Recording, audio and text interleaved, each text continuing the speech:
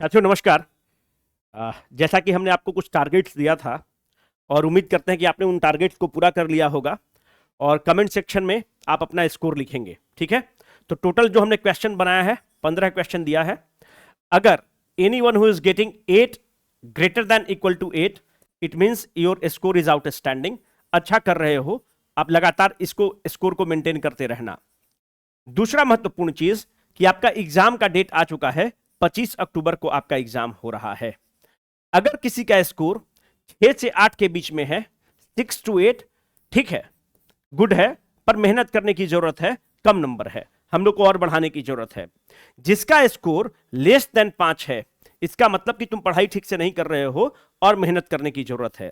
और जिसका स्कोर अगर ग्रेटर देन 11 है, ग्रेटर देन इक्वल टू 11 है, मतलब तुम्हारा श्योर शॉट सिलेक्शन है, 100% सिलेक्शन है। ये तो मान लो कि प्रीलिम्स हो जाएगा, प्रोवाइडेड कि एक टेस्ट का मसला नहीं हो। लगातार जो हम टेस्ट लेकर आएंगे, अगर उसमें इतना लेकर आ रहे हो तो बहुत comfortably anyone getting less greater than or equal to 11 sure shot selection है। बस इसको मेंटेन करना जो हम लोग क्वेश्चंस पूछ रहे हैं। ठीक है, अब आगे चलते हैं। तो आप कमेंट सेक्शन में आप अपना स्कोर बताइएगा कि आपके कितने मार्क्स आए हैं। जैसे पहला एक क्वेश्चन लेते हैं और समझने की कोशिश करते हैं। Gupta Dham an important religious and the tourist site of the Bihar, Hindi में नीचे लिखा हुआ है, is located in which of the following geographical regions. अगर इस तरह के क्वेश्चंस को देखोगे तो यह बीपीएससी का जो फेस्टिवल्स और फेयर है ना, एक बहुत इंपॉर्टेंट थीम है। अभी हाल फिलहाल के जितने एग्जाम में देखोगे फेस्टिवल्स और फेयर से क्वेश्चन वो पूछ रहा है, एक इंपॉर्टेंट थीम है और हमको पता होना चाहिए। तो जो गुप्ता धाम है, करेक्ट आंसर इसका हो जाएगा कैमूर हिल्स। अब समझने की कोशिश करो। जो गुप्ता धाम है एक जगह है चेनारी। चेनारी जगह कहां है? सासाराम में। और जो गुप्ता धाम है यहां पर भारी संख्या में लोग जाते हैं, आस्था का केंद्र है। जो ये किस गॉड को डेडिकेटेड है? तो लॉर्ड शिव को डेडिकेटेड है। अब अगर तुमसे पूछे कि भैया कौन हिल्स पर लोकेटेड है, तो जो कैमूर की पहाड़ियां हैं उस पर लोकेटेड है। It is located on the Kaimur hills. ठीक है, अब हमको थोड़ा बहुत कैमूर हिल्स के बारे में पता होना चाहिए। पहला बात तो हमको यह पता होना चाहिए कि कैमूर हिल का मतलब यह नहीं है कि केवल कैमूर में है वो। पहला बात तो यह है कि कैमूर जो हिल्स है it is the extension of the Vindhyan range. तो विंध्यन रेंज के बारे में हमको थोड़ा सा तो एकदम पता होना चाहिए, क्योंकि एक इंपॉर्टेंट थीम बन जाता है बीपीएससी के लिए कि भैया एक इंपॉर्टेंट थीम है, बताओ। कुछ लोग सोच रहे होंगे कि ये जो तुम क्वेश्चन देते हो कहां देते हो? वीडियो के अंत में एक टेलीग्राम लिंक दिया हुआ है, तो 7 बजे हम आपको क्वेश्चन दे देंगे।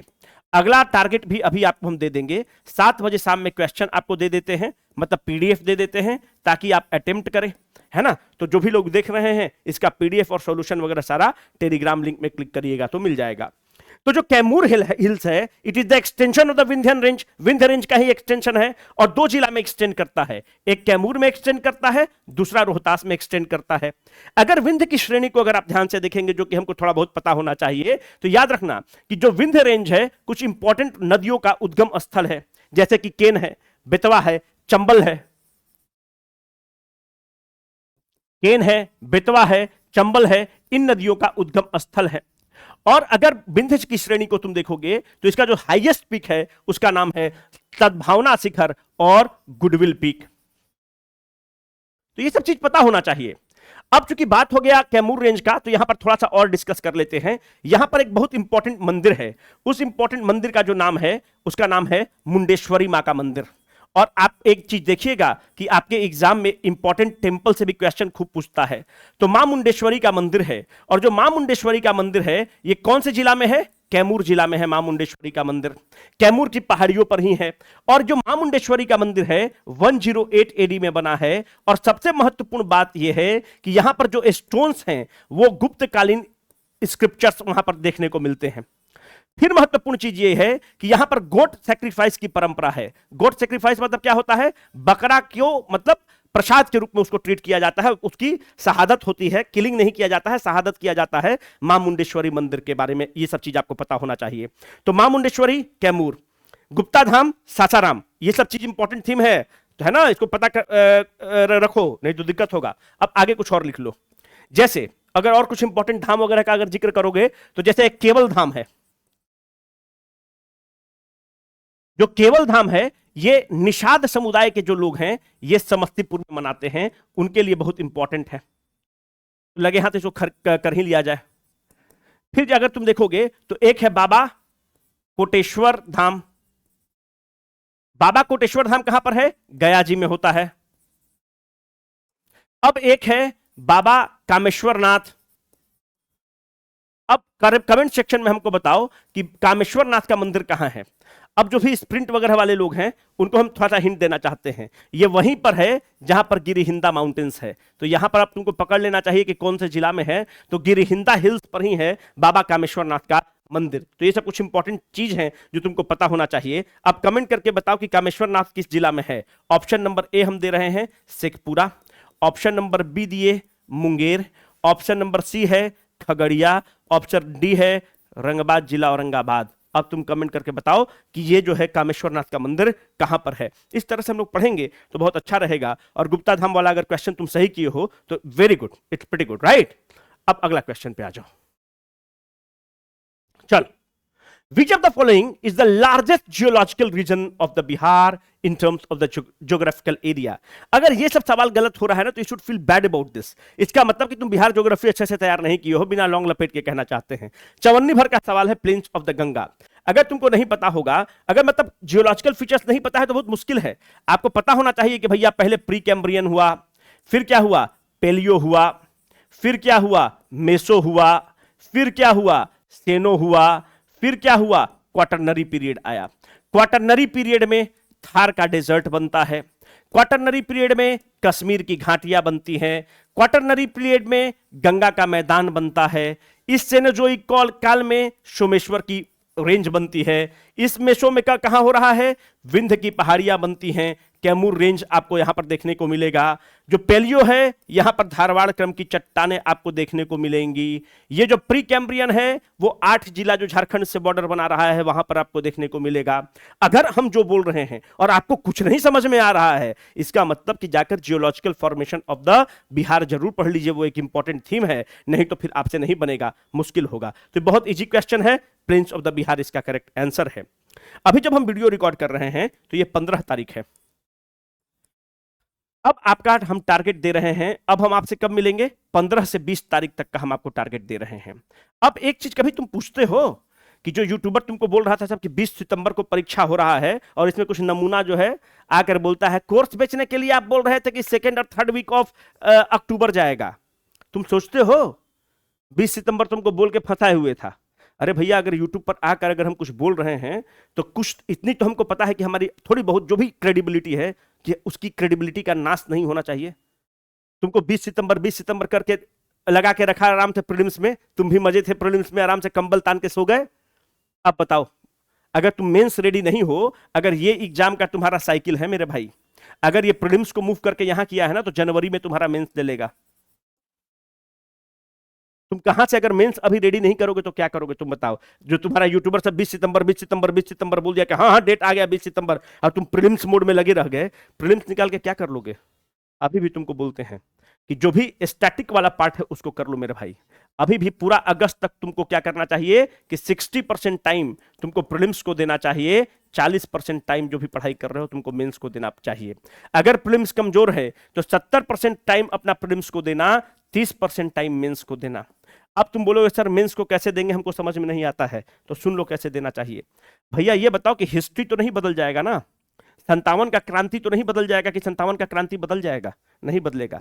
बिरसा मुंडा से पूछता है, चंपारण मूवमेंट से तुमसे क्वेश्चन पूछता है, जेपी से पूछता है, गांधी से पूछता है, पटना कलम से पूछता है, मंजूषा पेंटिंग से पूछता है, नहीं बदलेगा।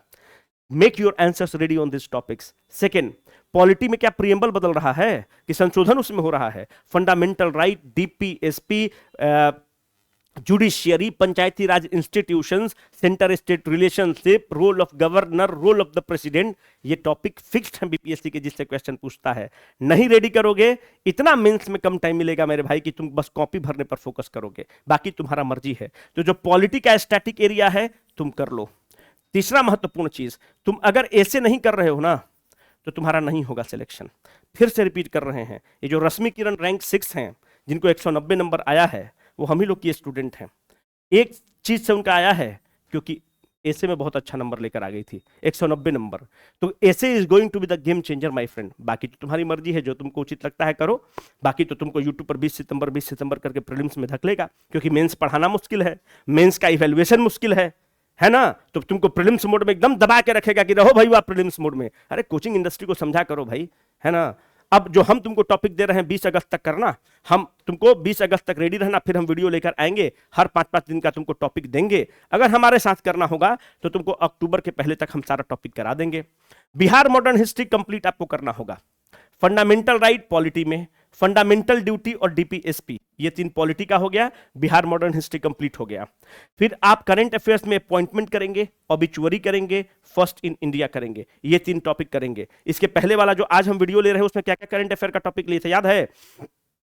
बुक एंड ऑथर लिए हुए हैं, इंपॉर्टेंट ऑपरेशंस लिए हुए हैं, तो कुछ इंपॉर्टेंट जो जो टॉपिक्स आपके थे इसको हम लिए हुए हैं। और आप टॉपिक्स देख लीजिएगा। मेकिंग ऑफ द कॉन्स्टिट्यूशन और प्रिएम्बल आपको दिए हुए थे। कंप्लीट बिहार ज्योग्राफी टारगेट दिए हुए थे। बाकी आपकी मर्जी है, चलिए करिए।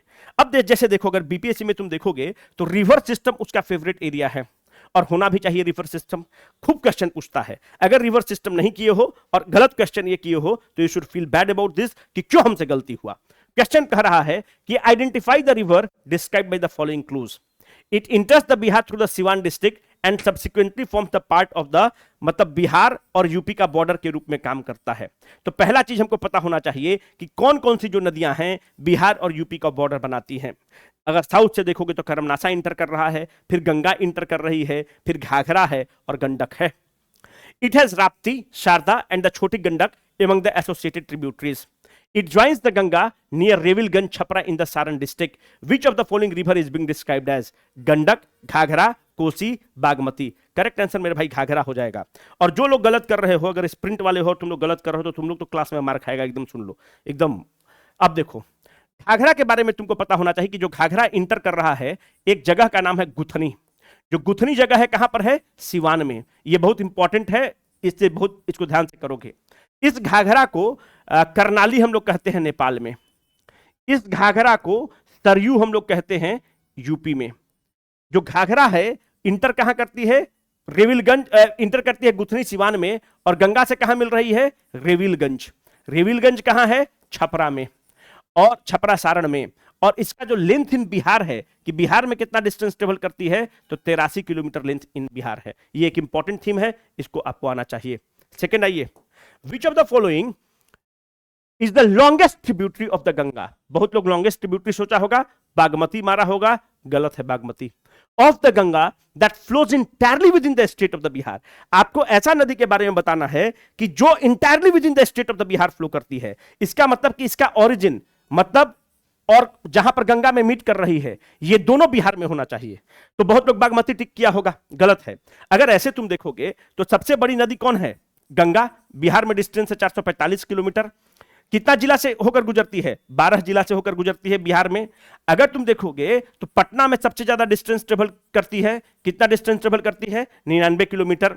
जो गंगा है मोटा मोटी बिहार को 2 इक्वल भाग में कट करती है। ऊपर वाला भाग को तुम नॉर्थ बिहार कहते हो, नीचे वाले भाग को तुम साउथ बिहार कहते हो। हाँ कि ना भाई?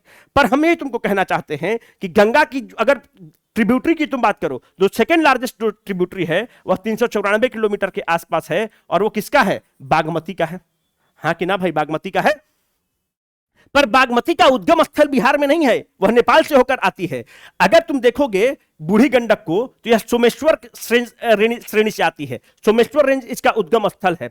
जब सोमेश्वर रेंज इसका उद्गम स्थल है तो कहां पर है? पश्चिम चंपारण, वेस्ट चंपारण में। सोमेश्वर रेंज के बारे में तुमको पता होना चाहिए कि जो सोमेश्वर रेंज है यह शिवालिक का ही एक्सटेंशन इन द बिहार है। जो शिवालिक का एक्सटेंशन बिहार में है वह पश्चिम चंपारण में है, जिसको तुम सोमेश्वर श्रेणी कहते हो, है ना। तो अब यहां पे सोमेश्वर रेंज से निकल रहा है, इसका मतलब कि बिहार से निकल रहा है, पश्चिम चंपारण से निकल रहा है, उसका बेस हो रहा है। और जो इंटर कर रहा है और उसके बाद गंगा में कहां पर मिल रहा है? तो गंगा में जाकर आपको खगड़िया में मिल रहा है।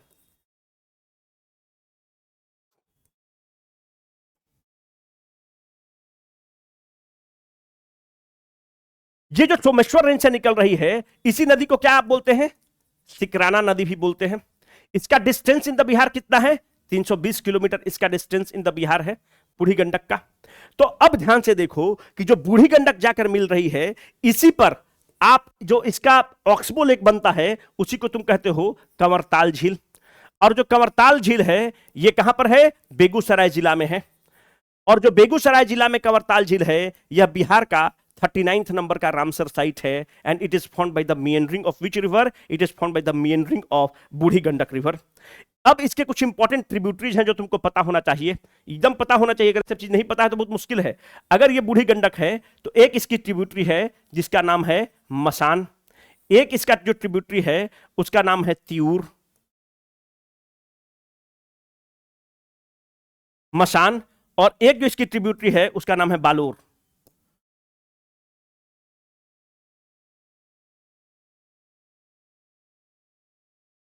मसान, बालोर, तिऊर। सिकराना नदी इसको बोलते हैं। सोमेश्वर रेंज से निकला, आकर कहां मिल रहा है? खगड़िया में। Total distance in the Bihar कितना है? 320 किलोमीटर। बागमती का distance in the Bihar length in the Bihar कितना है? 394 kilometre. Second largest tributary of Ganga कौन है? उसका नाम है बागमती। बागमती जो है नॉर्थ बिहार को 2 इक्वल भाग में काटती है।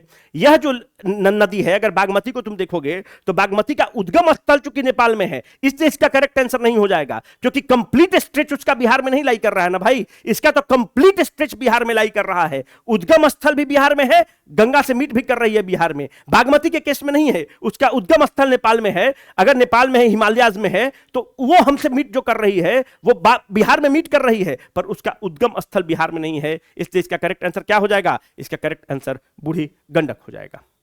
Consider the following statement regarding the Kosi river. बहुत इंपॉर्टेंट थीम है, आपको पता होना चाहिए। The Kosi is found by the Confluence of the 7 streams in the Nepal. बिल्कुल, जो कोसी नेपाल में निकलती है तो यह 7 स्ट्रीम से मिलकर बनती है। इसको याद रखना होगा। लीड सैड, लेखु कोसी, इंद्रावती कोसी, तम कोसी, तमर कोसी। एस मतलब सुन कोसी, ए मतलब अरुण कोसी, डी मतलब दूध कोसी। तो 7 स्ट्रीम आकर नेपाल में मिलता है, तब जाकर आपका कोसी का निर्माण होता है। It इंटर्स the Bihar through the Madhubani district. बिल्कुल गलत। इट इंटर्स द, कहां से इंटर करती है? सुपौल से इंटर करती है, और जगह का क्या नाम है? भीमनगर।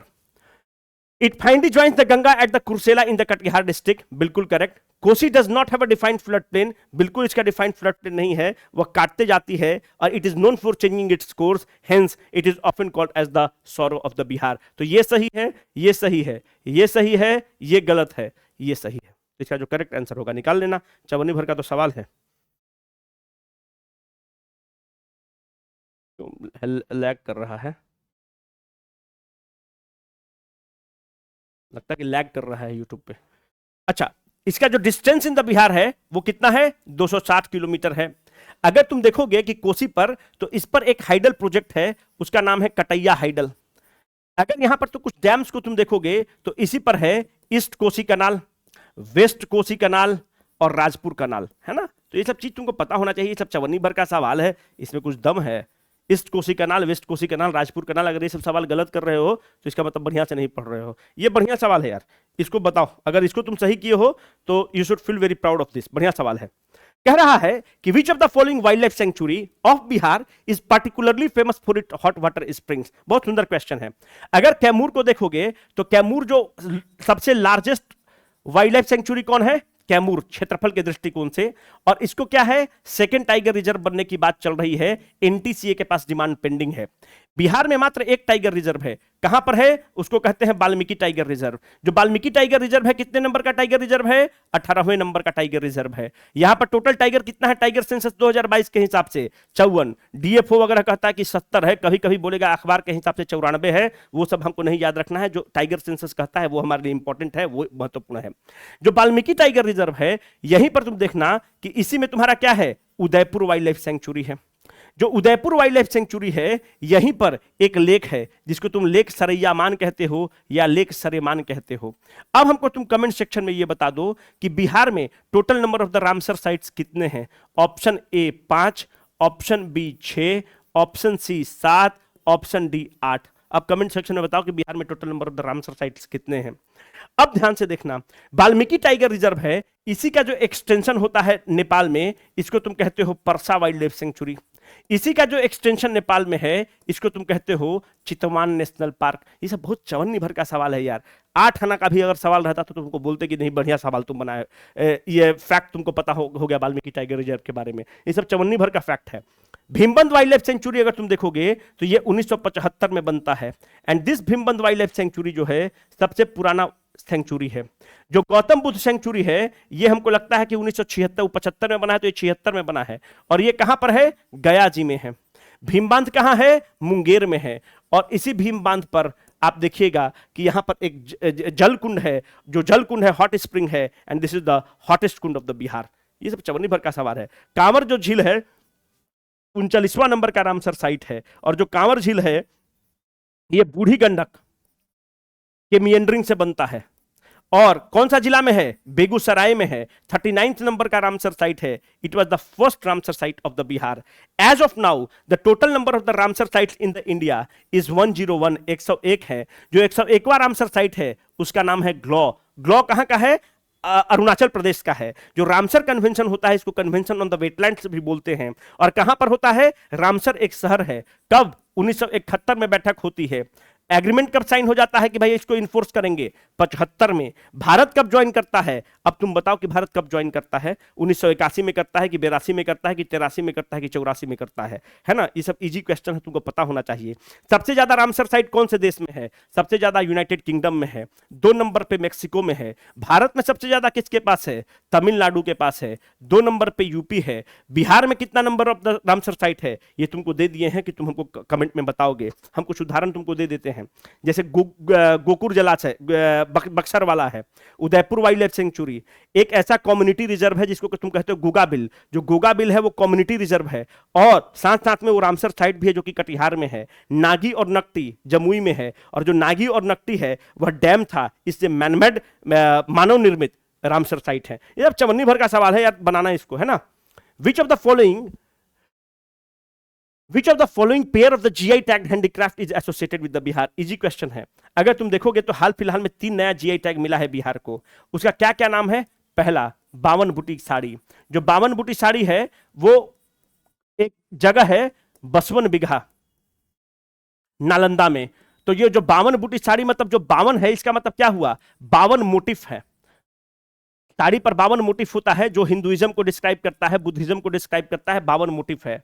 एक जो दूसरा है वो नाम है पत्थर कट्टी स्टोन। जो पत्थर कट्टी स्टोन है एक सिंगल स्टोन लेते हैं और उसको काट के मूर्ति बना देते हैं। कहां पर है? निमचक ब्लॉक गया जी में है। और ये जो गांव है पत्थर कट्टी, इसका नाम कौन रखती हैं? रानी अहिल्याबाई रखती हैं। याद रखना कि 1787 में यही क्वीन अहिल्याबाई हैं विष्णुपद मंदिर का निर्माण करती हैं जो कि गया जी में है। और कहां पर गया जी कौन नदी के तट पर है? फल्गु नदी के तट पर है। और एक नदी यहां से आती है जिसका नाम है मोहना, और एक नदी आती है जिसका नाम है निरंजना। और जो निरंजना जो है इसी को क्या कहते हैं? लीलाजन नदी भी बोलते हैं। और ये जो नदियों के संगम के बाद जो नदी तुमको बनती है उसको तुम कहते हो फल्गु। और जो फल्गु है वह पिंडदान के लिए बहुत मशहूर है, और इसी फल्गु पर रबर डैम बना हुआ है। तो पत्थर कट्टी गांव, पत्थर कट्टी स्टोन क्राफ्ट है गया जी में, मतलब एक पत्थर को लेता है काट के मूर्ति बना देता है। तो इसको भी GI टैग मिल चुका है। तो ये बहुत महत्वपूर्ण है, इसको ध्यान रखिएगा। और एक जो तीसरा है उसका नाम है पीढ़िया पेंटिंग। जो पीढ़िया पेंटिंग है, जो पीढ़िया पेंटिंग है ये कहां फेमस है? भोजपुर का फेमस है। और गोवर्धन पूजा वगैरह के समय इसको पेंटिंग आपको देखने को मिलता है। तो पीढ़िया पेंटिंग भोजपुर का है। अब कमेंट सेक्शन में हमको ये बताओ कि जो मरचा धान है इसको भी GI टैग मिला हुआ है। जो मरचा धान है वह किस डिस्ट्रिक्ट का है? पहला east Champaran, option B west Champaran, option C Aurangabad, option D Darbhanga.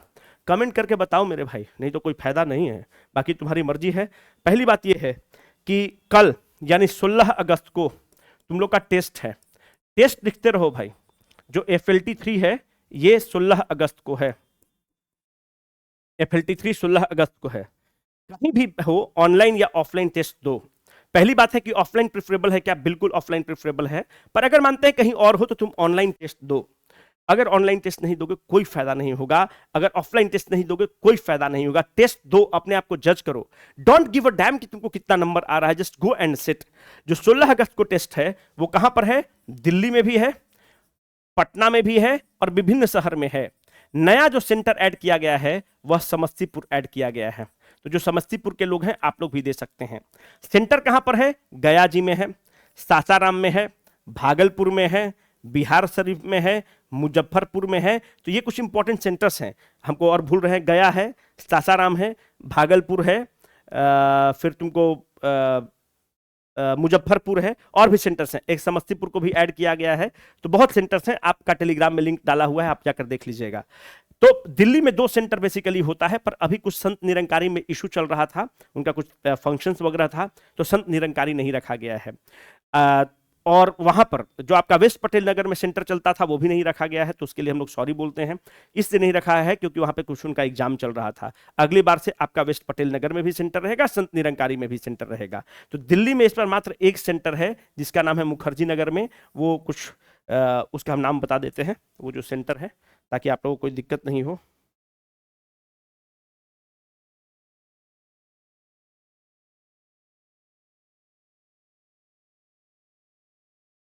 उस सेंटर का नाम है एम्बिशन लॉ इंस्टीट्यूट, विराट भवन, मुखर्जी नगर। ठीक है, एम्बिशन लॉ इंस्टीट्यूट, विराट नगर, मुखर्जी नगर आपका सेंटर है। बिहार शरीफ में सेंटर है, भागलपुर में सेंटर है, भागलपुर में सत्यम वेव इंस्टीट्यूट है, घूरन पीर बाबा के पास। बिहार शरीफ में प्रगतिशील क्लासेस है, गया जी में वाइब्रेंट केमिस्ट्री क्लासेस है, समस्तीपुर में नेशनल पब्लिक स्कूल है, नियर सोनबरसा चौक समस्तीपुर। तो समस्तीपुर हम लोगों ने सेंटर दे दिया है आप लोगों को। फिर मुजफ्फरपुर में है इंडियन प्रेप स्कूल, लेनिन चौक के पास। सासाराम में विक्टर क्लासेस, और पटना में तो कोई दिक्कत ही नहीं है, बोरिंग रोड चौराहा पर।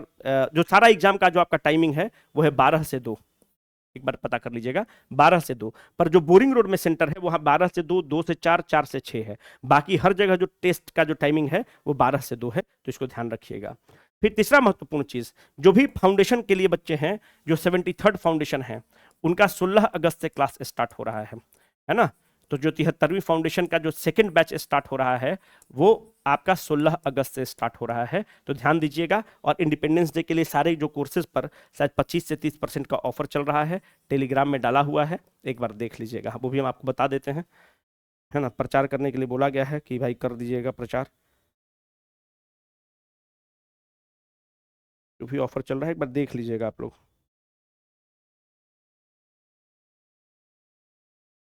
जो भी ऑफर है यार एक बार देख लेना, 25-30% ऑफर इन लोग चलाए हुए हैं, तो आप एक बार देख लीजिएगा। चलो, इंडियन यूनिटी, ठीक है, Indian unity is not something imposed from the outside, but rather it was something deeper and within its fold. The widest tolerance of the belief and the custom was practiced, and every variety acknowledged and even encouraged. Who wrote these words? ये NCERT class 6 chapter 1 page number 12 से लिए हैं। ये बहुत important है मेरे भाई, और इसका करेक्ट आंसर तुम्हारा जवाहरलाल नेहरू हो जाएगा। जवाहरलाल नेहरू एक किताब लिखते हैं जिसका नाम है डिस्कवरी ऑफ इंडिया, और अगर ये तुम किताब अभी तक नहीं पढ़े हो तो तुम अपने आप को माफ मत करना, है ना। मतलब ये किताब अगर नहीं पढ़े हो तो क्या ही पढ़े हो। जो discovery of India Pandit Nehru लिखते हैं, इसी में जो टर्म आप देखते होंगे, विविधता में एकता, जिसको तुम कहते हो यूनिटी इन डाइवर्सिटी, वो इसी किताब में लेकर वो लिखते हैं। डिस्कवरी ऑफ इंडिया में ही लिखा हुआ है यूनिटी इन डाइवर्सिटी को। जो डिस्कवरी ऑफ इंडिया जो किताब है ये 1942 में लिखना स्टार्ट करते हैं, और जानते हो कब लिखते हैं? जब अगस्त रिवॉल्यूशन हो रहा था, जब अगस्त क्रांति, किसको कहते हैं? क्विट इंडिया मूवमेंट को अगस्त क्रांति कहते हैं। तो अगस्त रिवॉल्यूशन के समय डिस्कवरी ऑफ इंडिया ये किताब लिखते हैं पंडित नेहरू। और अगस्त रिवॉल्यूशन जो मतलब क्विट इंडिया मूवमेंट है, उस समय कौन से जेल में ये बंद थे? अहमदनगर जेल में बंद थे, है ना। इनको अहमदनगर जेल में बंद करके रखा था। गांधी जी को कहां बंद करके रखा था? आगा खान पैलेस में रखा था, पुणे। ठीक है, आगा खान पैलेस में रखा था पुणे में, है ना। और इसी को अगस्त क्रांति कहते हैं क्योंकि अगस्त महीना में हुआ था। तो quit India movement was an inflection point in the history of the India. और डिस्कवरी ऑफ इंडिया जो किताब है, जब ये अहमदनगर जेल में पंडित नेहरू बंद थे तो उसी समय लिखते हैं। बहुत सुंदर किताब है, जरूर पढ़ना चाहिए। The final session of the constituent assembly was held on which day? देखो, बीपीएससी का एक इंपॉर्टेंट थीम है कि मेकिंग ऑफ द कॉन्स्टिट्यूशन से क्वेश्चन पूछता है, और अगर ये नहीं पता है तुमको और ये क्वेश्चन तुम गलत किए हो तो you should feel bad about this my friend. जो कॉन्स्टिट्यूएंट असेंबली की बैठक, पहली बैठक होती है 19 दिसंबर 1946 को, और जो अंतिम बैठक होती है वह 24 जनवरी 1950 को अंतिम बैठक होता है। जब अंतिम बैठक होता है तो इसमें 3 चीज होता है। पहला, एक चीज ये होता है कि आप नेशनल सॉन्ग को अडॉप्ट कर लेते हैं। जो नेशनल सॉन्ग है उसका क्या नाम है? वंदे मातरम। जो वंदे मातरम को अडॉप्ट करते हैं, और तुमको ताजुब होगा कि 9 दिसंबर 1946 को जो बैठक स्टार्ट भी होती है तो जो नेशनल सॉन्ग वंदे मातरम गाकर ही स्टार्ट होता है। फिर दूसरा इंपॉर्टेंट चीज, यहां पर नेशनल एंथम को हम लोग हिंदी में अडॉप्ट करते हैं, जो प्रेजेंट वाला है। जो हम लोग का जो रविन्द्रनाथ टैगोर लिखते हैं वो पहले बंगाली में लिखते हैं, और उसका क्या नाम है? भारतो भाग्य विधाता। पर ये जो भारतो भाग्य विधाता है इसको इंग्लिश में ट्रांसलेशन किया जाता है। कब इंग्लिश में ट्रांसलेशन करते हैं? मदनापल्ले आंध्र प्रदेश में ट्रांसलेशन करते हैं। उनका नाम है बेसंत थियोसॉफिकल सोसाइटी में जब जाते हैं तो इनके मित्र रहते हैं, उनके कहने पर, उनके वाइफ के कहने पर भारतो भाग्य विधाता का इंग्लिश में ट्रांसलेशन करते हैं और उसका क्या नाम रहता है? The morning song of the India. और जो हम लोग का अभी फॉर्म ऑफ द है मॉर्निंग सॉन्ग ऑफ इंडिया ना, oh, morning song of India, स्वेल ऑफ इंडिया लिख दिए थे, morning song of the India. और जो तीसरा 24 जनवरी जो अंतिम बैठक होती है उसमें होता है कि राजेंद्र प्रसाद को राष्ट्रपति के रूप में चयनित कर लिया जाता है। अगर ये तीन फैक्ट तुमको पता है कि अंतिम बैठक में क्या क्या किया जाता है, नेशनल सॉन्ग को अडॉप्ट किया जाता है, नेशनल एंथम को अडॉप्ट किया जाता है और राजेंद्र प्रसाद को राष्ट्रपति चूज कर लिया जाता है, और जो 9 दिसंबर 1946 को जो पहली बैठक होती है उसमें क्या हम लोग करते हैं? हम लोग वंदे मातरम गाकर ही स्टार्ट करते हैं। अगर ये तीन फैक्ट तुमको ये पता है तो भाई आंसर तुम्हारा निकल जाएगा, हम तुमको इतना आश्वस्त करते हैं। और आज चूंकि हम जब रिकॉर्ड कर रहे हैं तो इंडिपेंडेंस डे है, सॉफ्टवेयर अपडेट करना पड़ेगा, इंडिपेंडेंस डे है। तो अब हमको ये बताओ कि जो अपना अभी तिरंगा जो झंडा है, ये जो अभी प्रेजेंट स्वरूप में है, इसको कब प्रेजेंट, अभी जो हम लोग का तिरंगा झंडा है कि भैया बीच में अशोक चक्र है, सैफरन है, व्हाइट है, ग्रीन है, इसको प्रेजेंट फॉर्म में कब अडॉप्ट किया गया था इस झंडे को? तो ये फैक्ट तुमको पता होना चाहिए। इंडिपेंडेंस डे स्पेशल तुमको दे देते हैं कि 22 जुलाई 1947 को जो हम लोग का तिरंगा है प्रेजेंट फॉर्म में, उसको हम लोग अडॉप्ट करते हैं।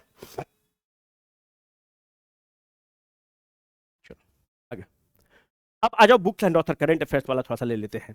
बुक्स एंड ऑथर एक इंपॉर्टेंट थीम है बीपीएससी का, तो तुमको पता होना चाहिए। Who authored the book the tides of the time which was released by the vice president CP Radhakrishnan? इसका करेक्ट आंसर दोस्त क्या हो जाएगा? सुधा मूर्ति हो जाएंगी। देखो सुधा मूर्ति बहुत किताब लिखती हैं, द लॉस्ट इयरिंग्स लिखती हैं। अरुंधति रॉय का जो किताब जो बहुत फेमस है, Mother Mary comes to me. Book and author एक इंपॉर्टेंट थीम है तो इसको कर लेना, Mother Mary comes to me. Shashi Tharoor का जो किताब अभी हाल फिलहाल में लिखे हैं, उस किताब का नाम है नारायण गुरु पर लिखे हैं, the sage who reimagined Hinduism. The sage who reimagined, ये पता होना चाहिए तुम लोगों को, हु री-इमेजिन्ड हिंदुइज्म। ये सब हम करंट अफेयर्स क्लास में तुम लोगों को खूब डिटेल में बताए हुए हैं, तो ये सब गलत मत करना। और इनका कुछ किताब का नाम बताओ, एन एरा ऑफ डार्कनेस। अगर थोड़ा सा भी हिस्ट्री में इंटरेस्ट है तो इस किताब को जरूर पढ़ना, एन एरा ऑफ डार्कनेस को। इनकी एक और किताब है paradoxical prime minister, paradoxical prime minister. इनका एक और जो किताब है उसका नाम है वाई आई एम हिंदू। और हिंदू वगैरह अखबार में और इंडियन एक्सप्रेस में बहुत अच्छा लिखते हैं शशि थरूर, तो एक बार जरूर इनको पढ़ने की कोशिश करना, why I am Hindu. Operation Radd ul Fitna launch in February 2026 was conducted by which of the following? Pakistan army जो है बलूचिस्तान, जो बलूचिस्तान में जो सेपरेशन की बात हो रही है, पाकिस्तान का जो एरिया है बलूचिस्तान, उसको हम लोग, उन लोग का कहना है कि हम लोग उसको सपोर्ट भी करते हैं, भारत उसको सपोर्ट भी करता है, तो बलूचिस्तानीज के खिलाफ ये चलाया था पाकिस्तान ऑपरेशन रद उल फितना 1। इंपॉर्टेंट है, ध्यान रखना। ऑपरेशन एब्सोल्यूट रिजॉल्व, अगर ये क्वेश्चन तुम गलत किए हो ना तो अपने आपको माफ मत करना, उठक बैठक करना और मुर्गा बन जाना 15 मिनट, ठीक है? तो वेनेजुएला का जो राष्ट्राध्यक्ष है उसके खिलाफ ऑपरेशन एब्सोल्यूट रिजॉल्व चलाया गया था अमेरिका के द्वारा, और उसको वहां से उठा लिया गया था, किडनैप कर लिया गया था। तो ये पता होना चाहिए वेनेजुएला के बारे में। Which Indian organization became the recipient of the Raman Magsaysay award in 2025? Raman Magsaysay award जो है, रमन मैग्सेसे अवार्ड किसके नाम पर है? जो फिलीपींस के राष्ट्राध्यक्ष थे उनके नाम पर इसको रखा गया था। जो रमन मैग्सेसे अवार्ड है यह 7 कैटेगरी में दिया जाता है। इसको एशिया का नोबेल पुरस्कार भी कहा जाता है, और इस बार 3 व्यक्ति को मिला है। साहिना अली मालदीव्स की हैं, फ्लेवियानो फिलीपींस के हैं, और सफीना हुसैन ये भारत की हैं, मुख्य रूप से राजस्थान में काम करती हैं। 2007 में एक ऑर्गेनाइजेशन बनाती हैं एडुकेट गर्ल, और ये एक पहला ऑर्गेनाइजेशन बनता है भारत का जिसको रमन मैग्सेसे पुरस्कार मिलता है एक ऑर्गेनाइजेशन को। और एडुकेट गर्ल सफीना हुसैन बनाती हैं राजस्थान में 2007 में, महिला उत्थान के लिए काम करता है, महिलाओं के लिए काम करता है। जो साहिना अली है, ये जो साहिना अली जो है ये मराइन ऑर्गेनिज्म के लिए काम करती हैं, है ना, इन्वायरमेंट के लिए। जो फ्लेवियानो हैं वो गरीब लोगों के लिए काम करते हैं, उनके उत्थान, उनके शेल्टर्स वगैरह, उनके खान पान रहने का इंतजाम करते हैं। तो फ्लेवियानो फिलीपींस के हैं, इनको भी मिला है रमन मैग्सेसे पुरस्कार। हु वाज द फर्स्ट, याद रखना कि जो भी फर्स्ट टाइप का क्वेश्चन पूछता है वो बीपीएससी का फेवरेट एरिया है, क्वेश्चन पूछता है। तो who was the first recipient of the M S Swaminathan award for the food and peace prize, ये प्रधानमंत्री ने दिया है। आपको पता होना चाहिए कि एम एस स्वामीनाथन का जो देहांत हुआ है 2023 में हुआ है और पोस्टमसली इनको 2024 में भारत रत्न से सम्मानित किया गया है। जो एम एस स्वामीनाथन हैं इनको क्या कहा जाता है, जो ग्रीन रिवॉल्यूशन है उसके father of the India's green revolution कहा जाता है। नॉर्मन बोरलॉग को father of the green revolution world wide कहा जाता है। अब तुम कमेंट सेक्शन में हमको बताओ कि who is often called as the father of the white revolution in India. अगर ये ऑप्शन हमको देना पड़ रहा है तो मेरे लिए बदनामी का काम है। तो ये जो अवार्ड है प्रोफेसर एडिमुला एडनेल को मिला हुआ है। ये नाइजीरियन साइंटिस्ट हैं जो एग्रीकल्चर के फील्ड में बहुत बढ़िया काम कर रहे हैं और नाइजीरिया को और अफ्रीका जो देश है यहाँ पे भूखमरी की समस्या से निजात पाने में इनका कंट्रीब्यूशन साइंस के फील्ड में बहुत ही शानदार रहा है। अब आप बताइएगा कि आपको वीडियो कैसा लगा और क्या सुधार करने की जरूरत है। अगला मिलते हैं 21 अगस्त को। 15 से 20 अगस्त तक का आपको टारगेट दिए हैं। फिर से रिपीट करेंगे कि मेरे भाई मेंस पढ़ते रहना। कब तक मेंस पढ़ते रहना है? पूरा अगस्त महीना तक मेंस पढ़ते रहना। सारा खेल मेंस का है। तो कितना करना? आइडियली 60% प्रीलिम्स, 40% मेंस की पढ़ाई करना। मानते हैं कि अगर 10 घंटा पढ़ रहे हो तो 6 घंटा प्रीलिम्स, 4 घंटा मेंस की पढ़ाई करना। कब तक करना? पूरा अगस्त महीना करना। नहीं तो यूट्यूबर सबके चक्कर में मत पड़ो। अपने तो भाई इनको क्या है, बोल देंगे 20 सितंबर, अब तुम उसके चक्कर में पड़ गए। अगर हम बोले थे यूट्यूब पर आकर तो हमको तो इतना पता था, कुछ तो पता होगा। और पता क्या होगा, आप ही लोग में से लोग जो सेलेक्ट होकर बीपीएससी में चले जाते हैं तो कोई बता दिया तो भाई ठीक है। नहीं तो थोड़ी ना यूट्यूब पर आके ऐसे बोल देंगे सेकेंड वीक और थर्ड वीक में जाने वाला है ना। तो इस चीज को ध्यान रखना कि मेंस का तैयारी साथ में करते रहना, नहीं तो बहुत पछताओगे। ये सीरीज कैसा लगा जरूर बताना। अगर बेकार लगेगा तो इसको डिसकंटिन्यू कर देंगे। Signing off for the day, Rohit.